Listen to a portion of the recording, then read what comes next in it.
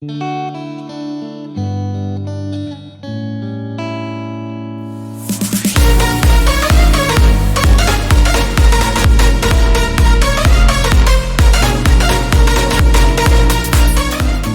Hello guys, welcome back to another video. तो मुझे finally आसी पहुँचीगली आमर कटक बस टर्मिनाल रे।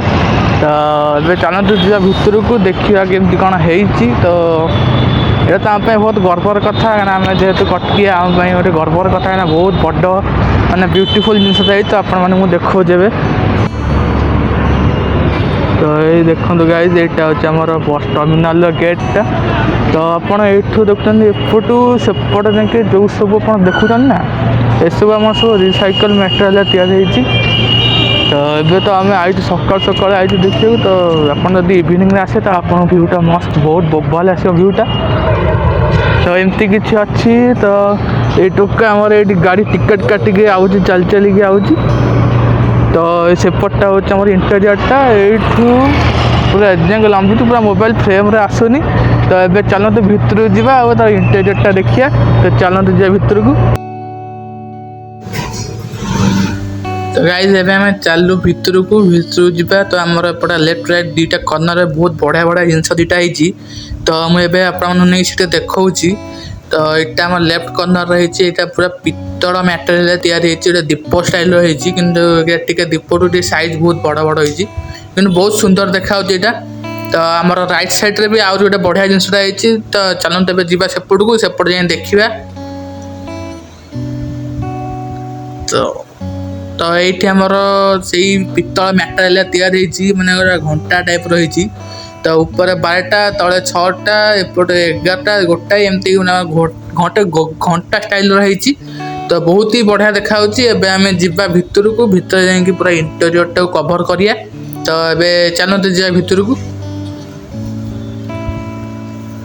तो यहाँ हूँ पूरा वेटिंग रूमटा। आउटे आम लेफ्ट साइड रे गोटे एटीएम अच्छी। आपड़ पैसा उठेक टिकेट फिकेट काटी पारे। तो यहाँ पूरा वेटिंग एरियाटा। तो मुझे शुणी आमर पूरा 2000 प्लस सीट अच्छी ये बसापी। तो एपटा पूरा यहाँ हूँ पूरा वेटिंग एरिया। तो आमर ये सामने आम गोटे एलसीडी कि कौन टीवीटा लगी जो थी कि आप बसिक देखिपारे जे आपण बस केतला आसना। तो एबे आगू जा आगू जाकि आउरी जिन अच्छी देखा। तो चलते ये भितर को जा आ देखा कौन कौन आगू सब रही। तो चलते जा देखा।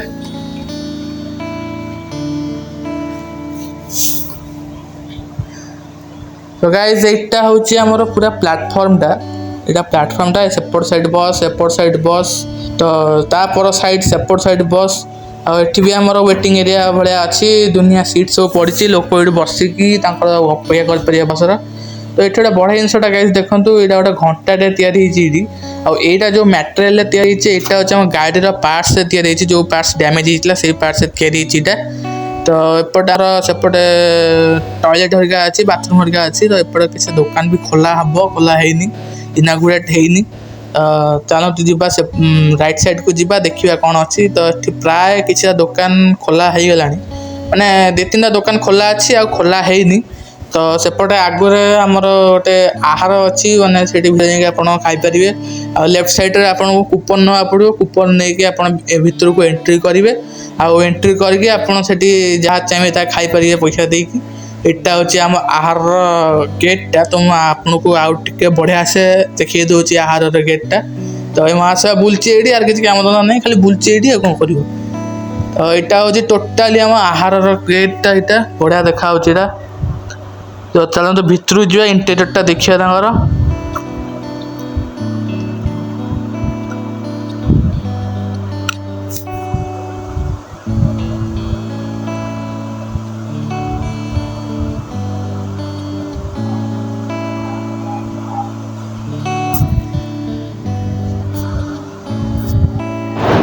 ये मो सांग जाइए आहार केन्द्र जो तार आहार नहीं आइला आज्ञा ए कौन खाऊ आहारटा देखे 30 टका खर्च कर गोटे कौन यहाँ आइसक्रीम बुस्टाड नहीं आइला। 30 टका खर्च कर भितर जाए नहीं आइला। एबे आम जा सेपट एरिया को जा। तो सेपट जाए देखिए कौन अच्छी कौन नहीं। फास्ट टाइम आई ना। तो चलो भितर जा। और तो 2000 प्लस अच्छी वेटिंग सीट अच्छी। ଆସନ୍ତୁ ଯିବା ଚାଲ ଯିବା ଚାଲ। ଗାଇସ୍ ଏଇ ଯେଉଁ ପୋର୍ସନଟା ଆମର ଏଇଟା ପୁରା ପ୍ଲାଟଫର୍ମର ଓଭରଭ୍ୟୁଟା ଏଇଟା। ତ ଆମର ଦୁଇପଟ ସାଇଡ଼୍ରେ ବସ୍ ଲାଗିଛି। ତ ଏଠି ଆମର ପ୍ରାୟ ଲୋକ ମାନେ ବସ୍ରେ କୁଆଡ଼େ ଯିବା ପାଇଁ ଆସିନାହାନ୍ତି, ବସ୍ ଖାଲି ବୁଲିବା ପାଇଁ ଅଛନ୍ତି। ହଁ ଏଇଟା ନୂଆ ଖୋଲିଛି ଯେହେତୁ ବୁଲିବାକୁ ତ ଆସିବେ। ତ ଏପଟଟା ହେଉଛି ଆମର ଟିକେଟ୍ କାଉଣ୍ଟରଟା। ତ ଏପଟେ ବି ଆମର ବହୁତ ସାରା ୱେଟିଂ ଏରିଆ ଅଛି, ବହୁତ ସାରା ସିଟ୍ ପଡ଼ିଛି। ଆଉ ଏଠି ଆପଣ ଆସିକି ବସିବେ, ଟିକେଟ୍ ନେଇକି ଆପଣ ଦେଖିପାରିବେ କେତେବେଳେ ବସ୍ ଅଛି କ'ଣ ଅଛି, ଆପଣ ସେଇ ଅନୁସାରେ ଯାଇପାରିବେ। ତ ଏତିକି ତ ଥିଲା ଆମର, ଆଉ ବେଶୀ କିଛି ନାହିଁ। ତ ବସଷ୍ଟାଣ୍ଡ ତ ମାନେ ପୁରା ଏୟାରପୋର୍ଟ ଭଳିଆ ହେଇଛି, ମାନେ ଏୟାରପୋର୍ଟକୁ କାଟିଦେବ ମାନେ ବଢ଼ିଆ ମାନେ ବସଷ୍ଟାଣ୍ଡଟା ହେଇଛି। ଏମିତିଆ ବସଷ୍ଟାଣ୍ଡ ଆଉ ମାନେ କଟକରେ ହେଇନଥିଲା କେବେ। ଗୋଟେ ସରକାର ଗୋଟେ ବଢ଼ିଆ ସେ କରିଛନ୍ତି ବସଷ୍ଟାଣ୍ଡଟା, ଗୋଟେ ଅଚକ୍ରଟେ ଥୁଆ ହେଇଛି। ତ ଏତିକି ଥିଲା। ତ ଏବେ ଆମେ ଯିବା ବାହାରକୁ ଗୋଟେ ଓଭରଭ୍ୟୁ ଦେବା, ତାପରେ ଯିବା ଗୋଟେ ଜାଗାକୁ।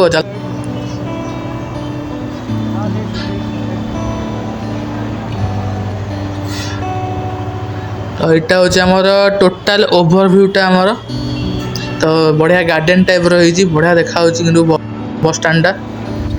ତ ଏଇଟା ହେଉଛି ଆମର ପୁରା ମାନେ ଗେଟ୍ଟା, ବସଷ୍ଟାଣ୍ଡର ଗେଟ୍ଟା, ଯେଉଁଟାକି ଆମମାନଙ୍କ ପାଇଁ ଗର୍ବ ଆଜ୍ ଏ କଟକିଆ।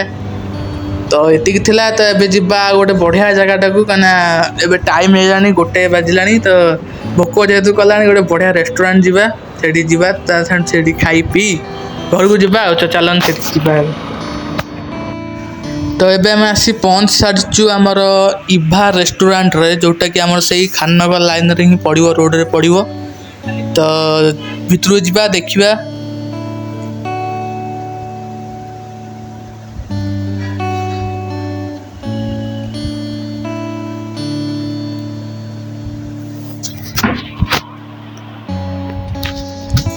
ତ ଏଠି ଆମର ଗାଇସ୍ ଗରମ ମଟନକୁ ରାଇସ୍ ଆସି ପହଞ୍ଚି ସାରିଛି।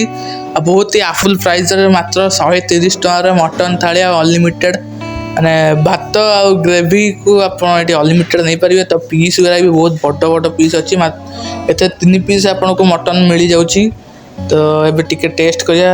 ବହୁତ ଗରମ ଅଛି, ଓ ଭାଇ ବହୁତ ଗରମ ଅଛି। ଆଉ ଆଳୁର ପିସ୍ ଗୁଡ଼ା ଦେଖନ୍ତୁ, ବଡ଼ ଆଳୁ ଏଠି ଅଛି, ଆପଣଙ୍କୁ ମିଳିଯାଉଛି ମାତ୍ର 130 ଟଙ୍କାରେ।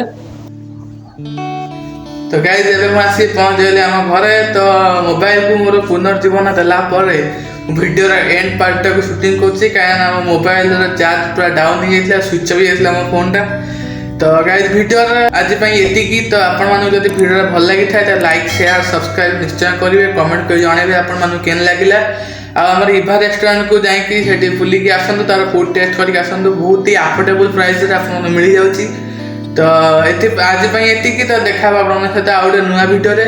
ସେତେବେଳେ ପର୍ଯ୍ୟନ୍ତ ବିଦାୟ ଦିଅନ୍ତୁ। ଜୟ ଜଗନ୍ନାଥ। ଆପଣମାନେ ବହୁତ ଭଲରେ ଥାଆନ୍ତୁ, ଆଉ ବୁଲାବୁଲି କରନ୍ତୁ, ମନକୁ ସବୁବେଳେ ଖୁସିରେ ରଖନ୍ତୁ।